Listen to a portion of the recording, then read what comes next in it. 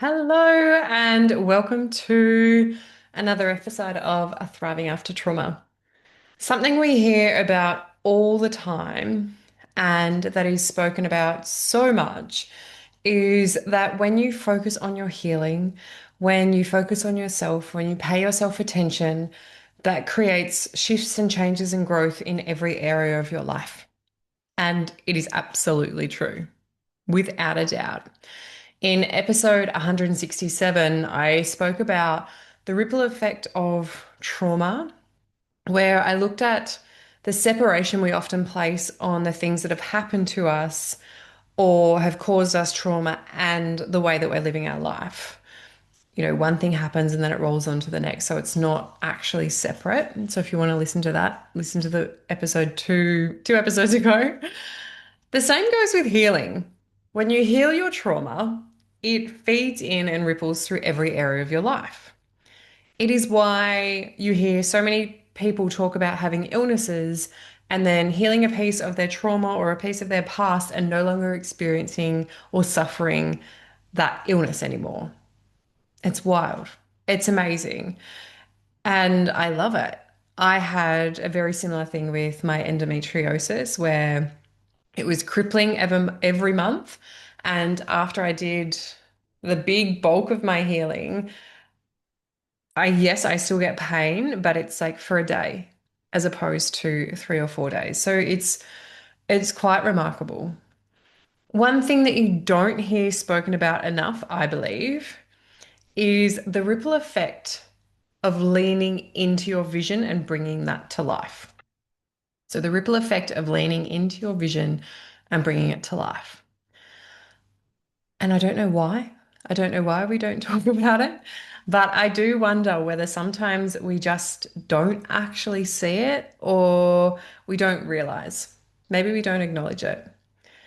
If you are living your life on purpose, aligned with your highest self, your wants, your needs, your desires, inadvertently and unknowingly, you are giving permission to other people to do the same, right? By choosing yourself, you are giving permission to other people and those around you to choose themselves. An example would be if you're building a business, stressful, yes, but people see how driven you are, how fulfilled you are, how on purpose you are, how happy you are, and that ripples through them. They're like, oh my God, this is amazing. Like, congratulations. They see how passionate you are, and that energetically fuels them and leaks, ripples, not leaks, ripples into them as well. And it's brilliant. And I'm not talking about the validation, right? I am talking about the energetics and the ripples that feed into them. It's like the undercurrent of seeing you do something you love gives them permission to do the same, to lean in, to choose themselves, to prioritize themselves and their wants and dreams and desires. Because I love examples, we all know. Let me give you one of mine. When I first started studying to be a coach and started my business, my parents were like, cool, that's fun. They wouldn't have used those words, but I think they were excited that I was excited about something. But I also think they thought it was probably going to be just, a little hobby, or I don't know whether they doubted whether I would make anything of it or not. Who knows? But they knew how much I loved it and they knew how passionate I was about that. So they were like, okay, cool. I have done a lot of work myself since then. And there are so many things that since choosing to become a coach, it has positively impacted my family. As I said, so when I first started, my parents were kind of like, okay, that's cool, kind of very, you know, it's great, but there was no attachment to it for them. Whereas now they're really excited. They ask me about my work and they ask me about what I'm doing, and I love it. And I think about the conversations I used to have with my mum, and I love my mum. We have a brilliant relationship. But when I first started, I would ask her questions about some things, and she would get quite defensive. And love you, mum. Yeah, she would get quite defensive. I remember one time I asked her a question, and she's in a little bit of a mood, but she was like, "Don't psychoanalyze me," or "I don't want you to psychoanalyze me." And I went, "I'm not. I'm just asking you a question," you know.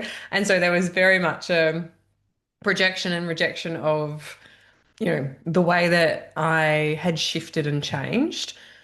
Whereas now, because she had discomfort in being asked a deep question back then, now we will have conversations and I will ask her big questions and she thinks about them and she answers them. And, I feel comfortable giving her feedback from things that I have seen without her feeling like she needs to be defensive, without her feeling like I'm having a go at her. She can take it. And it doesn't necessarily mean she's always happy with what I'm sharing, but she takes it on. She listens. And that has created a huge shift and change in her.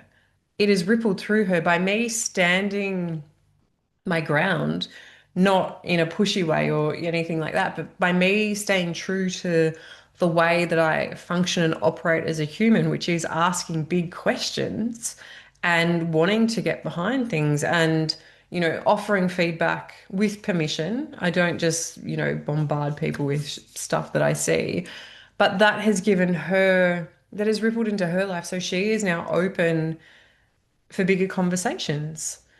We've had many conversations recently about when I was younger, things that we didn't talk about. And I remember specifically, she asked me one time, like, why I didn't tell her something when I was younger. I'm like, one, I didn't really know what to say, but what would you have done?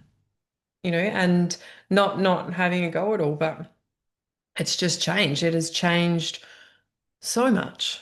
And it's beautiful.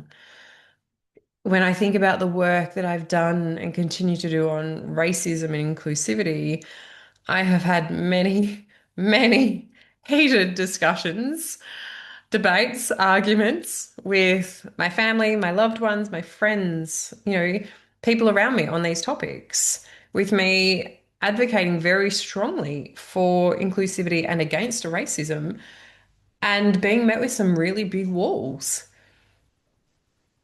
And I think part of that is that's not what they've been told or raised to believe, or maybe it goes against what they believe. I grew up in a very racist town. Not overtly, well, some are very overtly racist, but it was racist. It's the only way to put it. Some people would like to say, "Oh no, we just didn't know any different." That's rubbish. It was racist, right? And I imagine it probably still is to a degree. I haven't lived there for a long, long time. I've had conversations with friends of color and have been mortified by their experiences to the point I'm crying and it seems, yeah. Anyway, I've just been mortified by their experience and upset because I was so ignorant to it. So ignorant. And to think that I possibly played a part in that guts me. I really hate it. And so now it's like I am committed to doing better. And me having these conversations, whether they agree with me or don't agree with me, creates a ripple. I'm starting a conversation. I'm championing what I believe, but also other people who aren't in the room. And I just don't think we pay enough attention to this. It's not that we're living our lives to serve other people or to make other people happy. I'm not here for that, right? As I just said, I get in a lot of arguments with people and have different opinions to others, and I can do that now. In the past, I never would have voiced a difference of opinion to people because I didn't want to stand out.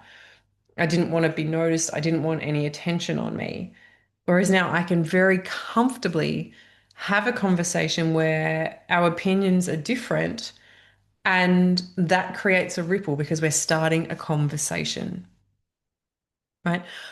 When you're living life your way, you're choosing you. When you dream and bring your vision to life, you're choosing you. And every time you choose yourself, there is a ripple that flows onto someone else. You may know it, you may see it, and sometimes you will have absolutely no idea. Even if it's something that you have learned and you're having a conversation with someone else about, that's a ripple.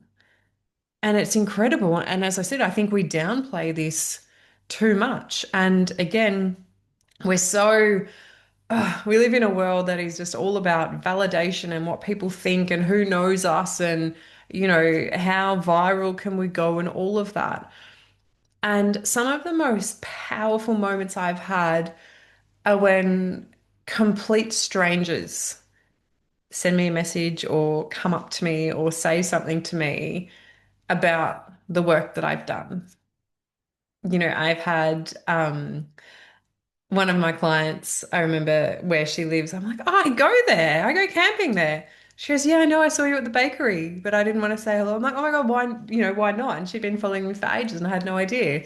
Another one was a beautiful friend of mine before we became friends.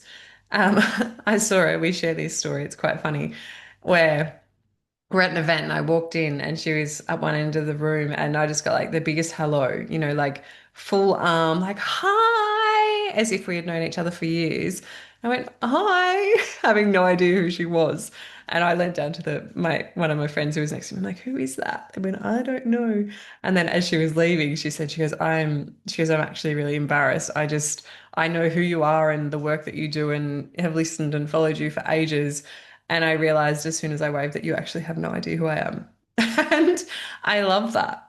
You know, it shows me that the work that I'm doing has created and is creating a ripple.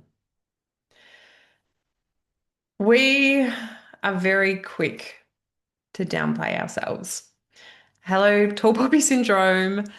Um, for those that aren't in Australia, tall poppy syndrome is basically where someone, is doing really well or succeeding or feeling really great and they get cut down.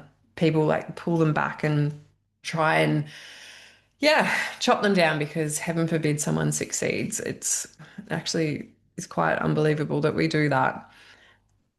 And then on the flip side, sometimes we can sit there and think, oh, I'm just doing my thing, but it just doesn't really matter. Let me tell you right now that it does matter. It matters so much because the people around us know when we are happy and when we're not. Even when, for years I thought everyone just thought I was happy. And then after I went through a whole heap of stuff, I remember going into my gym one day and someone being like, you just look like the weight of the world's been lifted off your shoulders. And I thought that I was just putting on this beautiful act of being so happy, and everyone saw it. Right? The people around you, the people who love you, they know when you're good and when you're not, right? And when I say happy, it probably doesn't do like what I'm describing justice, but I think everyone understands happy. But I'm talking about like this fulfillment, this expanded energy of, yes, like I have purpose in my life. I'm doing something that I genuinely love, that I enjoy, that, lights me up. When you're living like that, people notice. When you are fulfilled, people see it. On the flip side, if you aren't living in your vision, if you're just surviving, going through the motions, you're probably going to have people in your life that don't support you, that don't lift you up, and to be brutally honest, probably drag you down. They're also probably the people that judge you, criticize you, or make you feel less than. When you start living your vision, you attract people who are aligned. You attract people who are going to inspire you and be inspired by you. They're going to motivate you. They're going to cheer you on. And that ripple is huge. So these ripples can create positively through or flow positively through our life. And sometimes the ripples might feel negative In that, if we're looking at like that scenario of having people in your life that don't support you, when you step into your vision, those people will fall away. That can feel like a challenge. But again, that will ripple into their life, and it's up to them how they take that on. So, for example, some people, let's say you've got a friend who is just a bit of a miserable bitch. We've all got those people. And, you choose to do something different and choose a different path, and you're like, yes, like I'm good to go. And they're just not on board. They want to complain all the time. They're real like energy zappers. I've spoken about this in previous episodes. And you step away from them. They have a choice to either commit to themselves and choose a different path, choose a path that fulfills them, or to stay stuck in their victimhood and be like pretty much shit can you and be like, oh, well, good for you. You've just moved on, or you've ditched me, or you've done this, or you've done that. Right. So the ripples that come and flow into our life and that flow onto others, we get to choose how we respond to those. Right. When you think about that, I know for me, I used to be very competitive. And there was a period in my life where I probably never ever thought that I would be able to collaborate and celebrate people who are doing the same thing as me. Because in the past, it was, I have to be better than them. I have to do this, you know? And now it's like I'm surrounded by a whole community of the fucking most incredible humans who do nothing but celebrate and support each other. And I have chosen and embraced that ripple because I've seen that nothing but good things come from that. And it makes me so emotional to think how incredible my coaching community is. So I studied through the Beautiful You Coaching Academy. And I say to Julie, who's the founder and CEO, all the time that the community she has created, you know, has just saved my life. They're they're incredible. And that's a ripple, right? I've had ripples into my life because of other people. And because of that, I've leaned into my vision. And because I'm leaning into my vision, I have ripples that flow through other people. I think about my kids, and when I'm living my purpose and feeling fulfilled and aligned, then my kids, like that ripples through to them. And when I'm not, it ripples through to them, but not in a good way. And I'm aware of that. So I have some journal prompts for you, and these will be in the notes so you can, so you've got them. And it's really just to start you thinking or get you thinking outside the box, get you to see what is actually happening from like a bird's eye view. So, how does bringing my vision to life deeply support myself and those around me?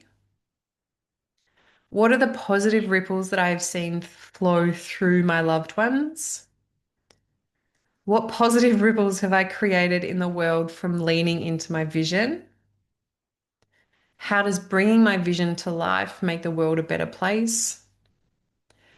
Is there any fear or resistance within me about my vision? If I knew I was deeply supported, what would I do differently? 6 questions, all powerful, all potent. I don't know if you can hear in the background my son's playing pew pews outside, screaming at the top of his lungs. So enjoy that background music if you can. He is entertaining always. All right.